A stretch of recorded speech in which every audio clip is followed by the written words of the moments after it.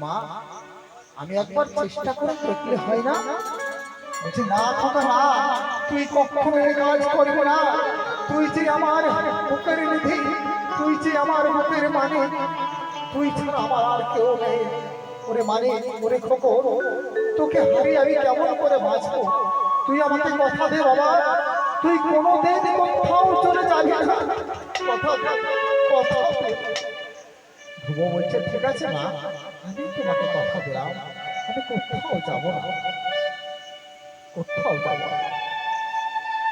নিশিতে মা পুত্র মিলে শয়ন করে আছে। মায়ের চোখে ঘুম নাই। মা ভাবছে হয়তো আমি যদি ঘুমিয়ে পড়ি, আমার কথা হয়তো পত্র পলাশ লোচনের নেশায় এই কুটির ছেড়ে বনবাসে চলে যাবে। আমার ঘুমলে চলবে না, আমাকে জেগে থাকতে হবে। আর এদিকে ছেলে ভাবছে মা কখন ঘুমাবে, মা ঘুমালে আমি ঠিক চুপি চুপি গুটি গুটি পায়ে চলে যাব। যোগমায়া নিদ্রার এক সময় এসে তার মায়ের চোখে বসেছে। যেমন সুন্দরী সুন্দরী ঘুমিয়ে গেছে,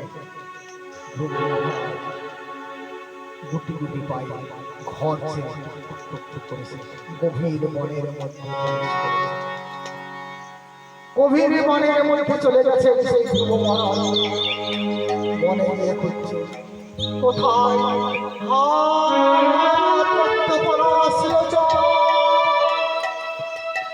হে গোবিন্দ, হে গোবিন্দ, হে কৃষ্ণ ভগবান, ও গো কৃষ্ণ দয়াময়, কোথায় তুমি, কোথায় তুমি, কৃপা করে দয়া করে যদি তুমি আমার দেখা